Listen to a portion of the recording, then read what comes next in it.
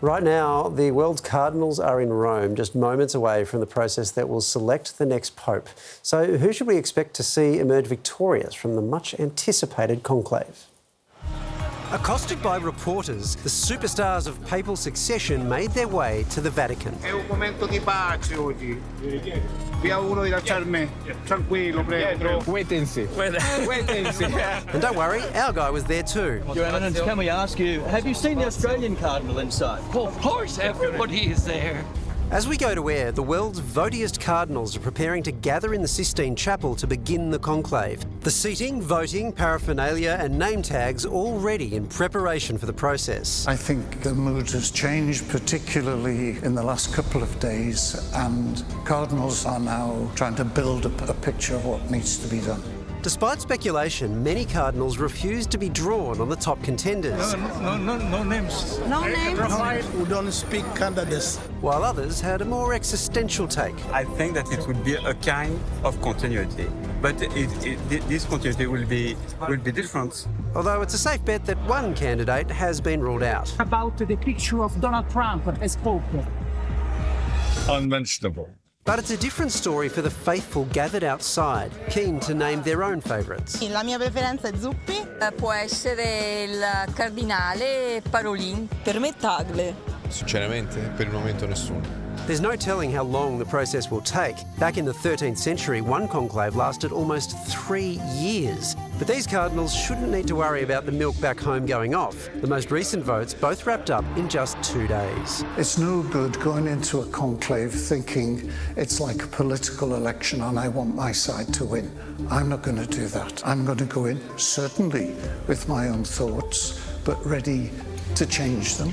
We won't know the results until the white smoke emerges from the Vatican chimney. But until then, there's certainly palpable excitement for the next papal pick. Vatican correspondent Colm Flynn joins us now from Rome.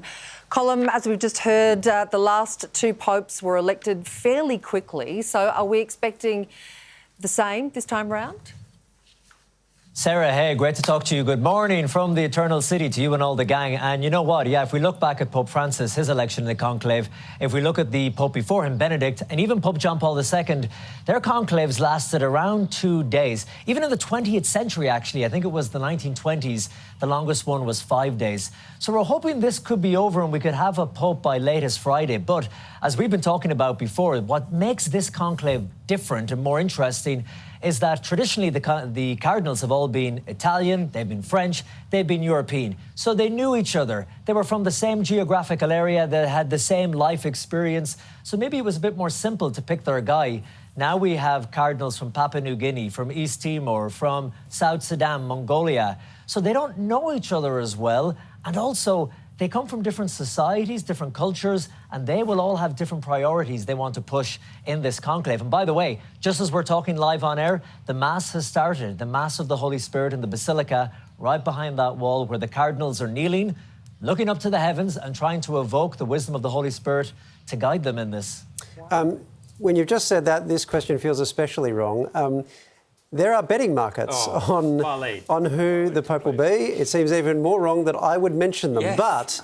But what they are saying is that Cardinals Parolin and Tagle are the front runners. First of all, I mean, so do you think that they have that broadly right? Like, are they most likely to be one of those two to be the Pope? No, Walid, the thing is, if you look back at when Jorge Mario Bergoglio was made Pope Francis, he was number 15 in the list of the favourites from the bookies. And I know I was reading yesterday that already something like $14 to $15 million has been put down on bets. There's a saying here in Italy, I think I've told you before, if you go in a Pope, as in one of the favourites, you can back out a cardinal. So I think I was talking to Bishop Barron yesterday. He's a very famous bishop from the US. And we spoke for an hour. And at the very end of the interview, he said, by the way, Colm, to summarise everything I've said to you, it's anyone's bet at this stage. At the risk of my immortal soul, do cardinals ever play dirty to get their candidate up? Pete, I'm going to send you a blessing here from the Eternal City for that terrible question. Thank you. And may you please go through purgatory and towards the gates of heaven. Of course, look, I have to say, you know, as we stand here, they're in there praying to the Holy Spirit. Some people make the mistake. They say that it is the Holy Spirit who selects the Pope. That's not necessarily true. If you look back at history, the Church has had some terrible popes who've done some terrible things. That's not the Holy Spirit who's chosen those men. They will be the ones choosing these 133 cardinals from around the world. So, of course, they're human beings like we are. They have their strengths, but they also have their weaknesses. They have their flaws.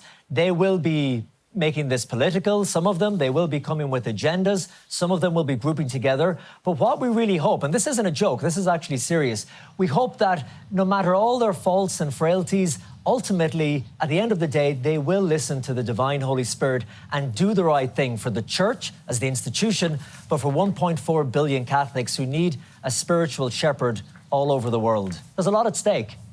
Colm, appreciate your time. Thank you. My pleasure. Thank you so much, guys.